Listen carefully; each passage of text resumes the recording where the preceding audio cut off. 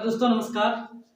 चलिए आज की वीडियो में हम 10th क्लास का जो पहला टॉपिक है मैथमेटिक्स का वास्तविक संख्याएं अ, उसके बारे में पढ़ेंगे। इसके पहले वाले वीडियो में हम यूक्लिड विभाजन प्रमेय और अंकगणित का आधारभूत प्रमेय के बारे में जाने थे, उसके कंसेप्ट के बारे में जाने थे कि क्या होता है, कहाँ लागू होता है, इसकी प्रॉपर्टीज क्या-क्या होती हैं, उसके बारे में जाने थे। अब देखिए उसी पर बेस्ड जो क्वेश्चंस हैं जो आपके एग्जामिनेशन में आते हैं उस पर ध्यान देंगे। बिल्कुल बकवास नहीं, जो क्वेश्चंस यहाँ पे बोर्ड पर बताया जा रहा है वो आपके एग्जाम में आएगा ही आएगा। 2 नंबर के क्वेश्चन आएंगे ही आएंगे। देखिए इसके से रिलेटेड जो क्वेश्चंस हैं थोड़े से क्या बोलते हैं मॉडरेट लेवल के होते हैं। इसलिए मॉडरेट लेवल के होते हैं क्योंकि बच्चों को इसको शब्द में फंसाना आता ही नहीं है। दरअसल ये क्वेश्चन जो है शब्द में फंसाने वाले हैं। शब्दों को जाल बना करके इस तरह के क्वेश्चंस का आंसर देना पड़ता है। ठीक है, तो आप पहले देखेंगे इसका जो यूक्लिड विभाजन प्रमेय का जो हम पहला थ्योरी पढ़े थे उस पर 2 तरह के क्वेश्चंस आते हैं। एक तो मसा निकालने के लिए, संख्याओं का मसा निकालने के लिए देगा कि यूक्लिड विभाजन प्रमेय का प्रयोग करके इनका मसा निकालेंगे। दूसरा आता है कि संख्याओं के प्रारूप पर, पैटर्न ऑफ नंबर, मतलब संख्याओं के जो ऐसे सम संख्याओं के रूप क्या होते हैं, विषम संख्याओं के रूप क्या होते हैं, तो इस बेसिस पर क्वेश्चन देता है। तो दोनों क्वेश्चन को देखेंगे। पहला जो टाइप है क्वेश्चन मसा निकालने वाला, उस पर फोकस करेंगे, फिर प्रारूप वाले सवाल पर ध्यान देंगे। तो पहला क्वेश्चन क्या है, ध्यान देंगे।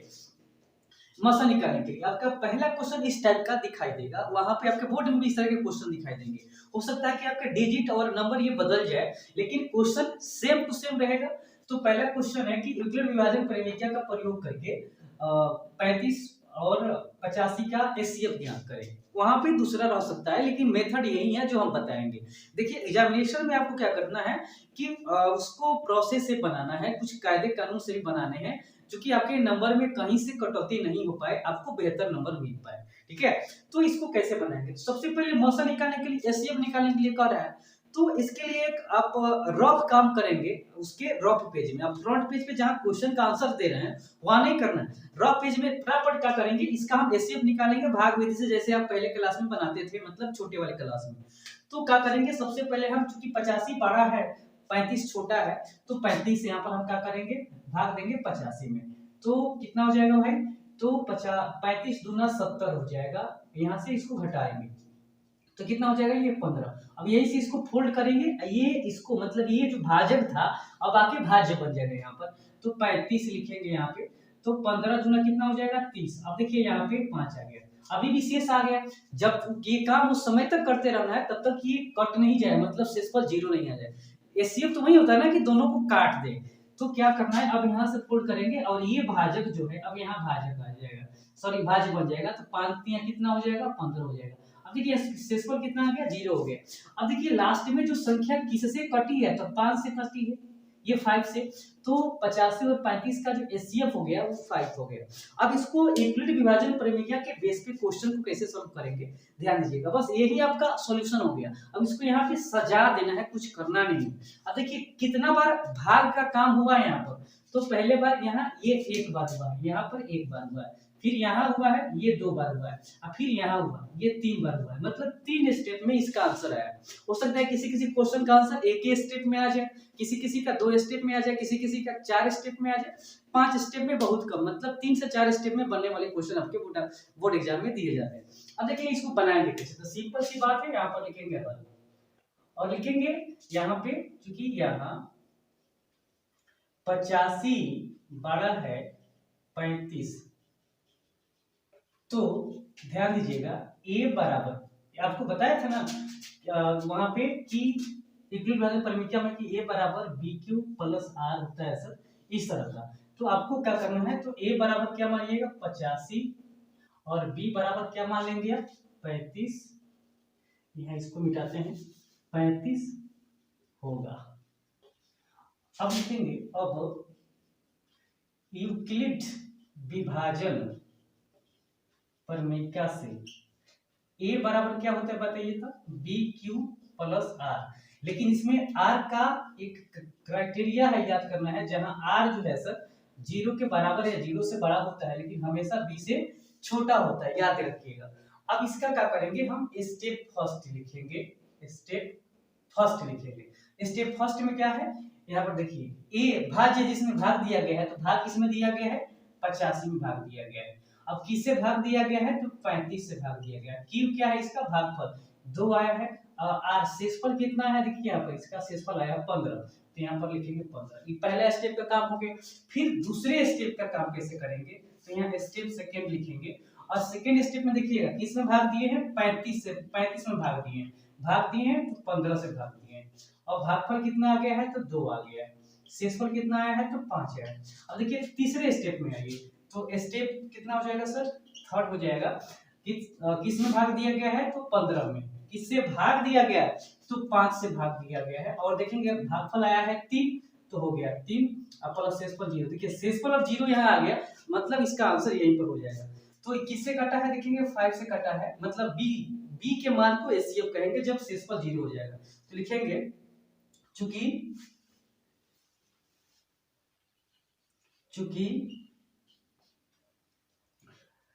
आर बराबर 0 आ गया अतः HCF कितना लिखेंगे 85 कोमा 35 बराबर 5। ये क्या हो गया आंसर हो गया। तो ऐसे क्वेश्चन आएगा।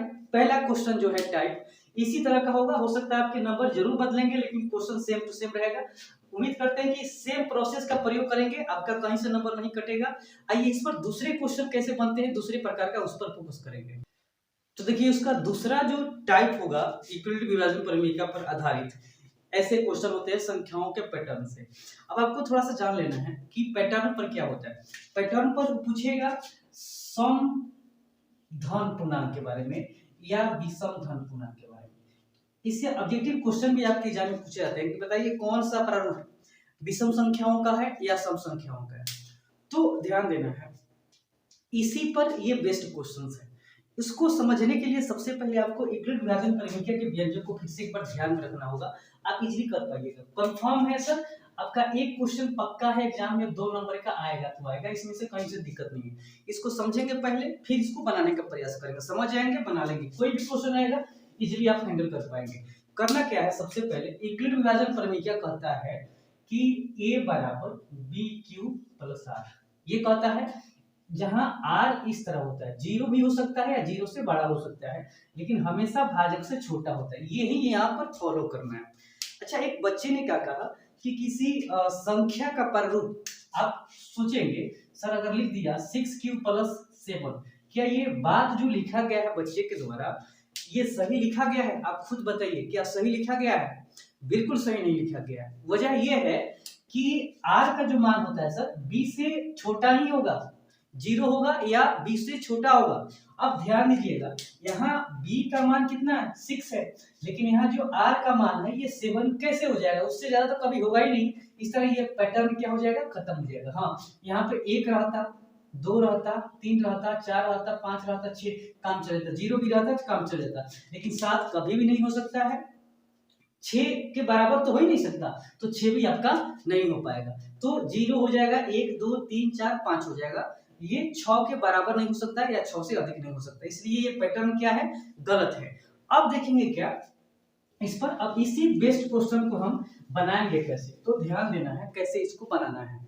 अब क्या करना है यहाँ पर देखिए दर्शाना है कि कोई भी विषम धन पूर्णांक, यहाँ पर विषम धन पूर्णांक 6q प्लस 1 या 6q प्लस 3 या 6q प्लस 5 के रूप का होता है। अब आपको ध्यान देना है यहाँ पर अगर ऐसा माना जाए तो यहाँ पर 6q plus 1 6q plus 3 plus 5 लिखा गया है। मतलब यहाँ पर देखिए b के जगह पर 6 आपको दिखाई दे रहा है 6, तो देखिए यहाँ पर 1 लिखा गया 3 लिखा गया 5, उससे ज्यादा नहीं लिखा गया। मतलब क्वेश्चन जो है सर रिक्वायरेबल है, दिक्कत नहीं। इसको बनाएंगे कैसे पहले बनाते हैं फिर इसको समझेंगे। तो क्या करेंगे यहाँ पर हम प्रूफ लिखेंगे प्रमाण या हल लिख सकते हैं, कोई दिक्कत नहीं है। अब लिखेंगे माना क्योंकि कहा कि कोई भी विषम पूर्णांक मान लेते हैं कुछ भी माना हुआ विषम पूर्णांक विषम धन पूर्णांक x है।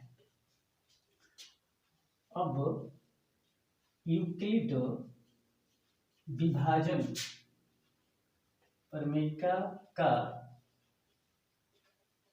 प्रयोग करने पर करिएगा तो ए बराबर बी क्यू प्लस आर, जहां पे क्या होगा सर, जहां आर जो है 0 से बड़ा हो सकता है या बराबर, लेकिन हमेशा बी से छोटा होगा।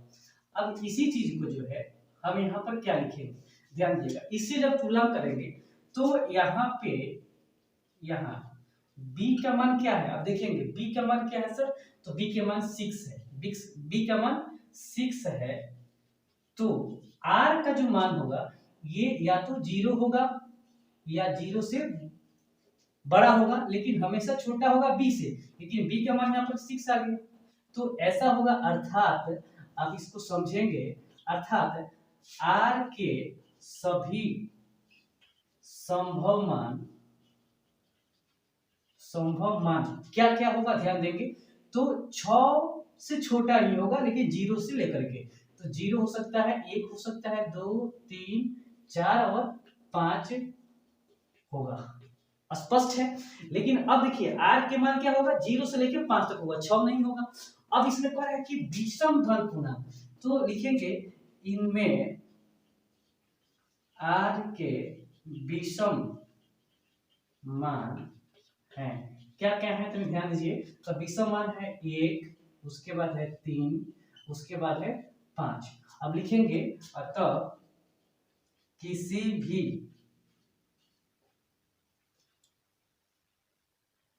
भी विषम धन पूर्णांक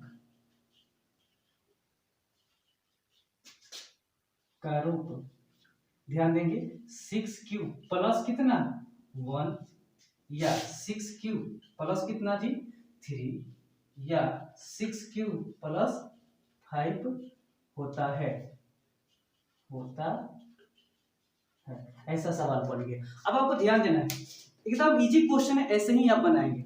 अगर यहाँ पर क्वेश्चन कहता कि दर्शाइए कि कोई भी विषम ना करके सम कहता, तो आप यहाँ पर 1 3 5 नहीं लेते, क्या लेते, 0 लेते, 2 लेते और 4 लेते। तो यहाँ पर खुद क्वेश्चन में ऐसा नहीं देता, वो देता 6q देता, 6q प्लस 2 देता, 6q प्लस 4 देता, ऐसे बनाना है। तो आपको क्या इससे सीख मिला कि कोई भी विषम धन पूर्णांक जो होगा सर, ध्यान दीजिएगा, उसके लास्ट में जरूर विषम संख्या जुड़ी होगी।